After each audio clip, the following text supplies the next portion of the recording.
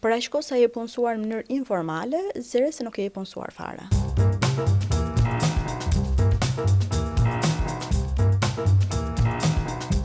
Përshëndetje dhe mirë se vini në episodin e radhës të Table Talk. Sot ne do të flasim për të rinj dhe punësimin. Sa mundësi, por edhe vështirësi po hasin ata në tregun e punës.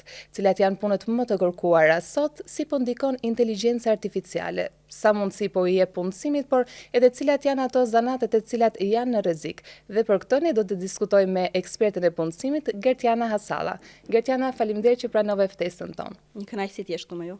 Gertiana, ju keni vite që i ndjekni problematikat sa i takon punësimit në Shqipëri. Nëse mund të flasim në nivel shifrash, në çfarë shifrash ndodhet papunësia në Shqipëri dhe duke përllogaritur këtu edhe tek të rinjt. Një pjesë të cilëve nuk po e gjejnë dot vetën në fakt fatkeqësisht dhe po shohin edhe pjesën e migrimit. Është vërtet që ka një ndryshim të madh në shifra sa herë që flitet për grup mosha të ndryshme. Papunësia e përgjithshme llogaritet 11.2% dhe këtu përfshin të gjitha grup moshat, ndërkohë që kur flitet për të rinjt, papunësia llogaritet në 22%, që është një përqindje e madhe. Pra flasim që njerëzit nga 15 deri 29 vjeç nuk e gjejnë veten e tyre në tregun e punës dhe vendosin në mënyrë ose tjetër të gjejnë një zgjidhje duke u larguar nga vendi. Kjo ndikon në mënyrë të jashtëzakonshme në ekonomi dhe ndikon në faktin që ka më pak njerëz që punojnë brenda në Shqipëri dhe tregu i punës kërkon gjithmonë punëtor. Ka pasur lëvizje që thonë që do marrin punëtor të huaj dhe këto punëtorët e huaj do zëvendësojnë punëtorët tonë shqiptar. Realisht nuk ka ndodhur kështu. Punëtorët e huaj kanë ardhur dhe kërkesa vazhdon të jetë e lartë për punëtor në tregun e punës. Në industri si turizmi, në industri si ndërtimi, bujqësia e të tjera me radh. Çka do të thotë që kurse si nuk mund të presim që punëtorët e huaj të zëvendësojnë 100% punëtorët shqiptar, po duhet të gjejmë gjithashtu edhe mënyra të reja se si ti mbajmë të rinjt tanë brenda në Shqipëri. Duhet të ketë mënyra të reja trajtimi dhe mbi të gjitha duhet të ketë një pak të dinjitetshme sa herë që flitet për punëtorët. Nëse mund të ndalemi pak te kërkesa dhe oferta, cila është kërkesa që sot shtrojnë të rinjt dhe oferta të cilëve ju ofrohet, sepse shohim shumë biznese të cilët kanë nevojë për fuqi pune, por në fakt kërkesat janë shumë të larta të paktën për pagën që ata ofrojnë. Ka një retorik që shkon konflikt në çdo brez, që thotë që ky brez i ri, gjenerata Z, nuk ka dëshirë të punojë, ose që janë dembel, ose që nuk përshtaten në vendin e punës, ndërkohë që nuk është ashtu. Të njëjtën gjë kanë thënë dikur për një gjenerat 10 vite më parë, 20 vite më parë apo 30 vite më parë. Vetëm të shikosh gazetat dhe revistat dhe artikujt e asaj kohe bën të njëjtin retorikë. Realisht të rinjtë e sotëm nuk janë të gatshëm të pranojnë çfarë do lloj kushti që ofrohet. Përdesë ka një kërkesë kaq të lartë në treg për punëtor, do të thotë që ato të njëjtën punë, siç e kanë sot, mund ta zëvendësojnë me një punë tjetër që është e ngjashme me të, mund të jenë 5 apo 10 punë të tjera të hapura të njëjtit profesion, të cilët kërkojnë punëtor gjatë gjithë kohës. Pra nuk janë të gatshëm të shtypen në vendin e punës, nuk janë të gatshëm të pranojnë pritërisni apo presion psikologjik që ofrohet dhe që i jepet në vendin e punës, por janë të gatshëm të ndryshojnë shumë herë më shpesh nga çka ndryshuar prindërit e tyre. Nëse shikojmë moshën e prindërve tanë, kemi këtë tendencën që një person qëndron në një vend pune për përgjatë gjithë jetës së tij. Për 20 vite, për 30 vite, për 40 vite ndonjëherë. Pra mund të themi që kanë qenë ndoshta brezat më përpara më të qëndrueshëm, ndërsa sot të rinjt pranojnë më shumë edhe të eksperimentojnë me punë të ndryshme, duke qenë se edhe tregu është më i lirë. Kanë qenë më qëndrueshëm dhe kanë qenë ndoshta edhe pak të detyruar që ndrojnë në një vend pune se nuk ka pasur hapësira të tjera ku të shkojnë. Mentaliteti ka qenë më i mbyllur dhe njerëzit nuk kanë qenë të gatshëm të ndryshojnë shumë vende pune për shkak të stabilitetit dhe sigurisë së pagës. Tashmë, siguria e pagës nuk shikohet vetëm në një punë të caktuar, por shikohet duke u ndarë në punë të ndryshme ose duke bërë disa punë një herësh. Shumë prej të rinjve që punojnë sot janë të rinj që bëjnë të paku 2 punë. Dhe këto 2 punë duhet parë nëse realisht punë formale, pra janë të formalizuara, në cilat ato janë të regjistruar duke pas një kontratë pune të saktë dhe të rregullt, apo jo punë që kryhen në mënyrë informale në të zezë. Realisht shifrat tregojnë që shumë prej punëve që kryhen sot për sot në Shqipëri janë informale. Nëse mund të ndalemi pak tek informaliteti, sa rëndësishme është në fakt punët formale, duke qenë se rrezikun qoftë ai shëndetësor, aksidental në rast të informaliteti, çfarë përgjegjësish pra sjell, çfarë rreziku sjell për atë punëtor i cili është i punësuar në mënyrë informale, pra në të zezë. Për aq kohë sa je punësuar në mënyrë informale, zëre se nuk je punësuar fare. Nuk njihesh në sytë e ligjit si një person që ka lidhur një kontratë të ligjshme me një punëdhënës dhe nëse të ndodh diçka në vendin e punës, pra ndodh një aksident, ndodh një problem, diçka tjetër e ngjashme, nuk ka asnjë gjë që të mbrojë. Sepse ti nuk ekziston në letra. Dhe pra që sa ti nuk ekziston në letra dhe gjithë pagesën e merr në mënyrë informale, e merr me para në dorë, në para të zeza, siç i thon, atëherë ti nuk ekziston si punonjës. Dhe ndër të gjitha, përveç faktit të mos formalizimit që mund duket i këndshëm pra kohë sa je i ri, do të duhen ato vite pune dhe sigurimet që paguan, shëndetësore ose shoqërore në këtë rast, do të duhen për vitet e pensionit. Që ndonjëherë kur je i ri nuk është Nuk se i mendon, llogaritshëm, nuk nuk e i mendon mendon. për të ardhmen. Por vjen shumë shpejt. Edhe më shumë se çdo gjë, skemat e pensionit sot për sot në Shqipëri janë të vështira, shpesh flasim që skema e tërë e sigurimit shoqëror në Shqipëri është në kolaps, çka do të thotë që ne duhet të fillojmë dhe të mendojmë edhe për pagesën e pensionit suplementar ose një pagesë një pensioni privat, si quhet, për t'i dhënë më shumë mundësi vetes tonë që të marrin një pension më të lartë në momentin që do vi dita që do dalin pension. Shumë shpesh nuk mendohet. Kur je akoma i ri nuk mendohet për shkak se mungon edukimi në lidhje me punën. Nuk ka një orientim të qartë as të karrierës, pas të çështjeve të punës sa herë që ti je ri. Pritet për shembull që ti të shkosh në vitin e fundit universitet ose vitin e fundit të gjimnazit që bëhet një orientim karriere, është një lëndë ekstrakurrikulare, por nuk është e mjaftueshme. Ju ku do i orientoni nëse një njeri do drejtohej tek ju, duke parë sot edhe tregun, duke qenë se janë edhe një moshë që nuk e dinë edhe se çfarë duan, nuk e njohin mirë edhe tregun e punës. Nëse dikush do kërkonte një këshill tek ju, ku do i orientonit? Së pari, unë mendoj që do duhet marrin informacion lidhje me tregun e punës. Çfarë kërkon tregu i punës sot? Sot për sot në Shqipëri, të pakatën ka 3 sektorë që kërkojnë punëtor në mënyrë të jashtëzakonshme, punëtor dhe punonjës. Administrata shtetërore është gjithmonë numër 1. Në një mënyrë ose një tjetër ka gjithmonë vendet të hapura në administratë, shumë shpesh i preferojnë. Ekziston akoma i miti me mik ose vështirësia për të gjetur një punë administrat me meritokraci? Patjetër që ekziston. Kjo është në administratë, po edhe në gjithë sektorët e tjerë. Nëse flasim sot për sot, sektori i ndërtimit është gjithashtu një sektor i fuqishëm dhe kërkon punëtor vazhdimisht. Po çka ndodh me sektorin e ndërtimit? Vetë qeveria ka deklaruar që 60% e sektorit të ndërtimit është informale. Çka do thotë që njerëzit që punojnë atje, qofshin këto punëtor të thjesht, sot për sot sektori i ndërtimit është një nga më të kërkuarit, le të themi, për çështjen e numër punëtorësh. Ka një numër të madh që kërkohet në të gjitha profesionet që janë të lidhura me ndërtimin, duke filluar nga punësimi më i thjeshtë, i forcës krahut, tek një punëtor i thjesht, por edhe tek inxhinier e të tjerë arkitekt e të tjerë me radhë. Çka ndodh në sektorin e ndërtimit sot për sot? Llogaritet që rreth 60% e sektorit të ndërtimit është një punësim informal që ofrohet, që nuk është diçka e mirë për ekonominë.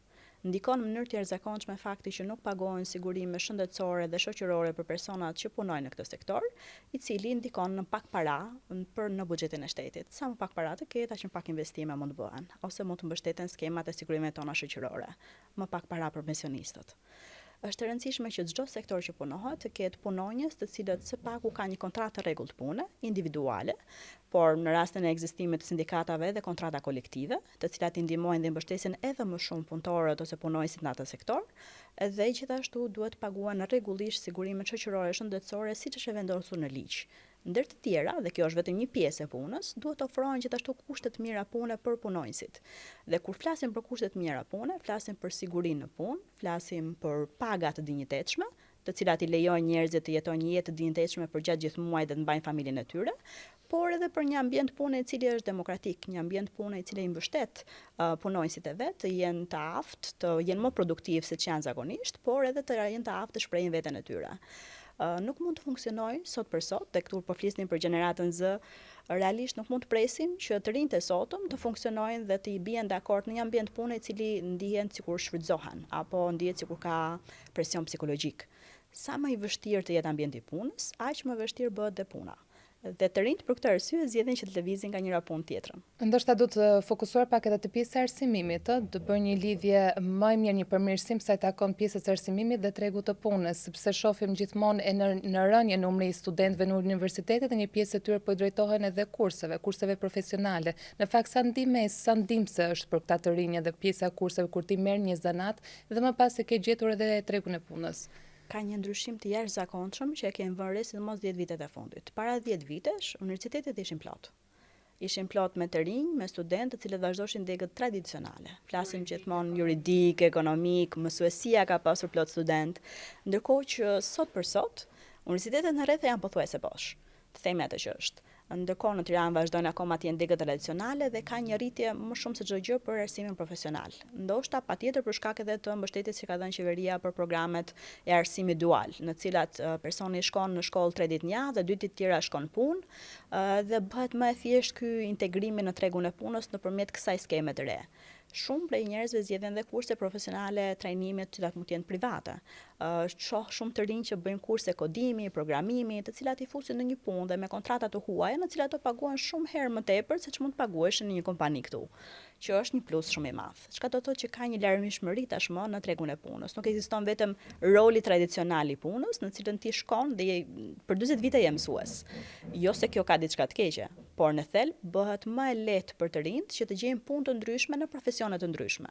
Pra, nëse sot mbaron një shkollim, nuk do të thotë që do jetë ai shkollim që do vazhdosh të punosh për gjithë jetën. Përkundrazi, do kesh edhe mundësi të reja që të ofrohen. A ekziston akoma hendeku gjinor ku vajzat paguhen më pak? Edhe sot po shohim që shumica e vajzave po zgjedhin edhe bizneset online, po punojnë shumë në këtë pjesë duke qenë se teknologjia është në zhvillim, një pjesë e tyre janë drejtuar drejt online. Hendeku gjinor vazhdon. Dhe nuk është në realitet vetëm në Shqipërisë, por në gjithë botës, nuk ka asnjë vend në botë që e ka arritur barazinë kur flitet për punësim dhe për pagesë të njëjtë. Dhe realisht në Shqipëri më shumë se çdo gjë, nuk është një hendek gjinor në paga, sepse nëse sidomos në institucionet qendrore, për të njëjtin pozicion paguhesh njësoj, nuk ndryshon. Po ka një hendek në punësim. Ka një hendek në pjesëmarrje në forcën e punës.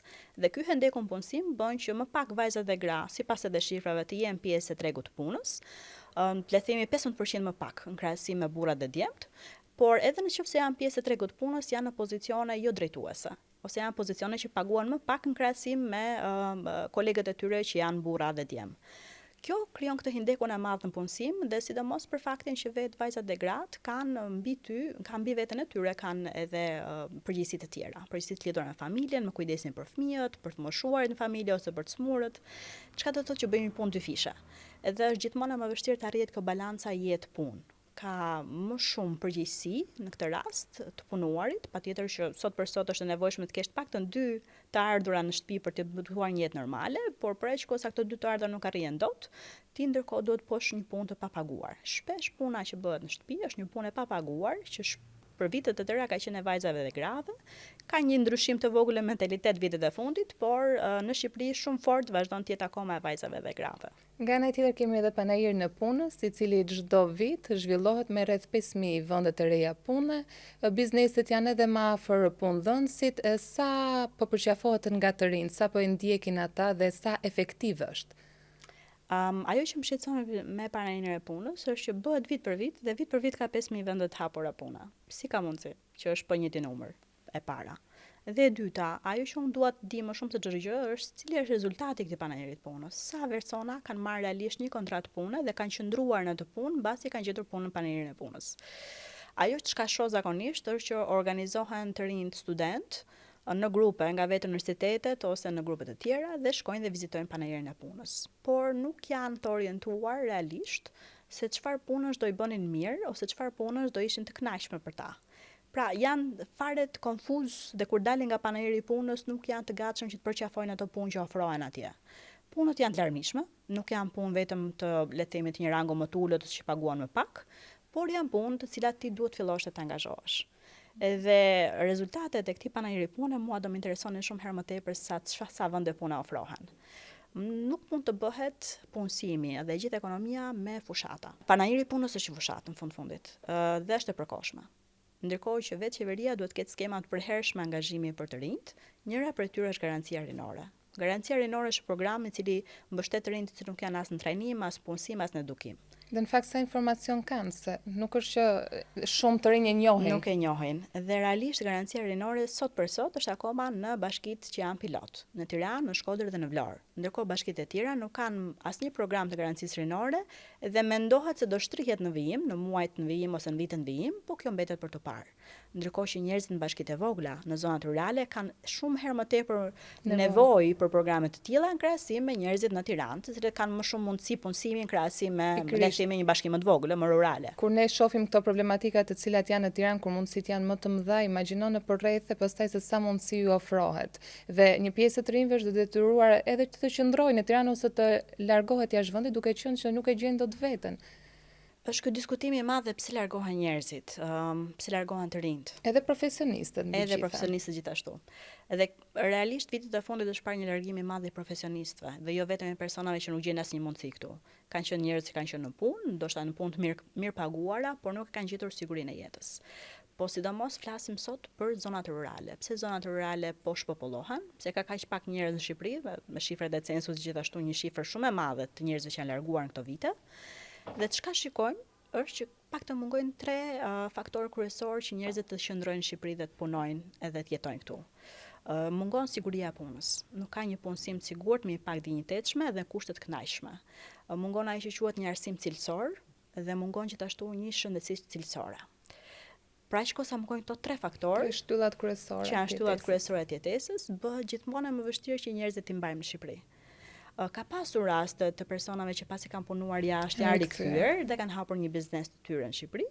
Jo të gjithë kanë qenë suksesshëm, patjetër që jo, por me mbështetjen edhe të programeve të ndryshme duke financuar një pjesë të punës së tyre, le të themi që disa prej bujtinave ose agriturizmave kanë ecur përpara dhe shumica prej tyre janë investime të migrantëve të kthyer. Megjithatë, edhe këto po hasin në probleme të mungesës së fuqisë punëtore, ndonse kanë disa kontrata për të tërhequr pra punëtor të huaj, prap ngelen në mungesë.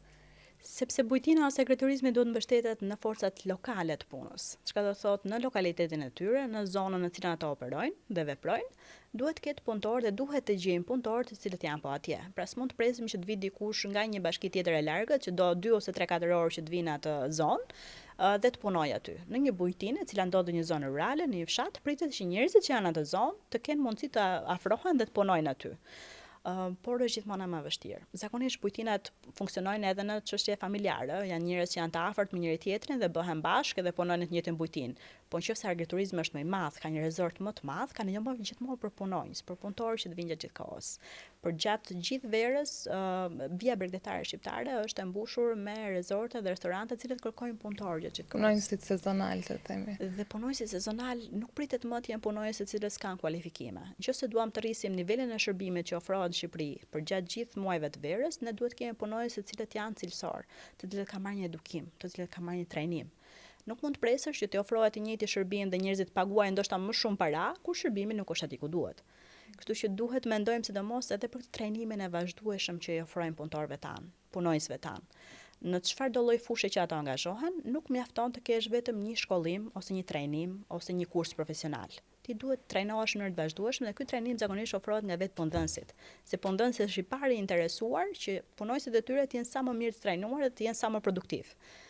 Por është një çështje ndryshimi mentaliteti edhe në punëdhënës edhe në punëmarrës. Për të ndalur pak edhe tek ato zanatet e vjetra, cilat janë këto zanate të cilët të rinjt sot nuk po i pranojnë, nuk po i ndjekin dhe cilat janë kërkesat më shumë më të larta të tyre, duke qenë se cekem edhe pak më përpara pjesën e teknologjisë, janë drejt programimit, IT-s, dizajnit.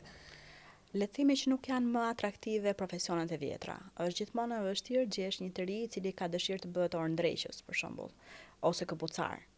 Janë profesione të cilat në një mënyrë ose një tjetër bëhen pjesë e traditës, e ndoshta duhen mbështetur si pjesë e traditës, por nuk mund të jenë më masivisht.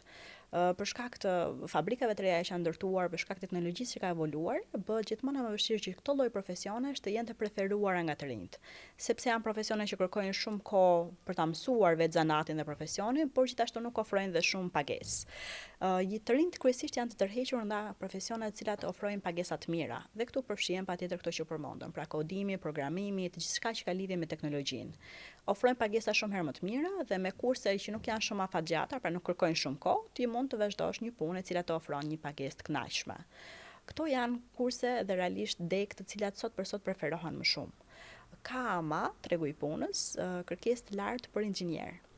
Pavarësisht se inxhinieria kuptohet që është një deg pak më vështirë, kërkon më shumë vite trajnimi dhe edukimi në universitet, por inxhinierët mjedisorë, inxhinierët e ndërtimit, arkitektët kërkohen shumë, se një sektor që zhvillohet së tepërmi do të thotë që ka nevojë për punëtor. Sektori i ndërtimit, sektori i shërbimeve, që përfshihet turizmi e çdo gjë tjetër, dhe flasim për sektorin e bujqësisë gjithashtu. Jemi një vend i vogël, por me resurse të mëdha, megjithatë duhet kuptojmë që resursi jon kryesor fuqia punëtore, janë njerëzit. Kapitali njerëzor është burimi më i madh që ka Shqipëria dhe nëse lëmë të kapitali njerëzor të na iki, atëherë nuk do kemi një ekonomi të fuqishme. E cilat janë ato punë të cilat kërkojnë një orar fiks, edhe ato të cilat nuk e kanë të nevojshme. Duke qenë se përmendë gjatë gjithë kohës ai 8 orar që orari zyrtar, por janë në fakt të ndara disa punë të cilat e kanë të nevojshme këtë orar fiks. Është mirë që të arrijmë një atë që quhet balanca jetë-punë.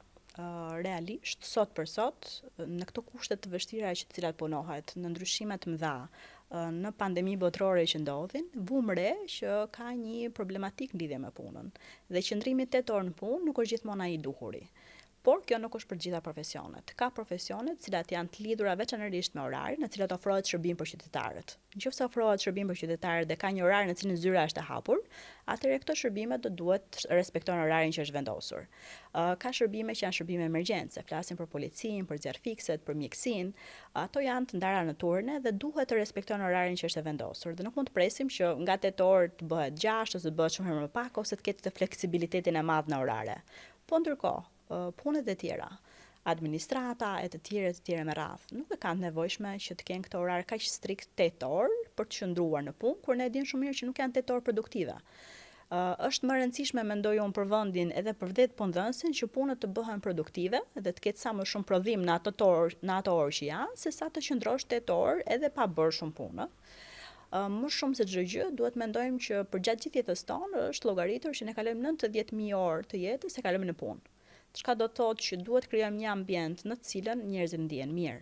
Dhe ndihen mirë jo vetëm nga ana e pagesës, që është gjithashtu e rëndësishme, po ndihen mirë edhe nga ana e tyre brendshme, psikologjikisht dhe emocionalisht. Nëse vendi i punës bëhet i vështirë, në cilët ti përballesh çdo ditë me presione psikologjike të forta, ose me dhunë ekonomike, ose me dhunë psikologjike, atëherë nuk do mund të qëndrosh në atë gjatë në atë vend pune. Në fakt edhe sa të mbrojtur janë punonësit, kur të ndihen të tillë. Realisht, nëse flasim në lidhje me ligjet janë shumë të mira, por realiteti është diçka tjetër. Vetëm të përmendim për shembull dhunën dhe ngacmimet në vendin e punës. Shumë shpesh kur flitet për dhunën dhe ngacmimet në vendin e punës, na shkon mendja tek ngacmimet që i bëjnë vajzat dhe grave. Por në vendin e punës, këto ngacmime ose kjo dhunë mund të ndodhi çdo kujt. Duke përfshirë këtu vajzat dhe gratë ndoshta në një numër më të madh, po edhe burrat dhe djemt.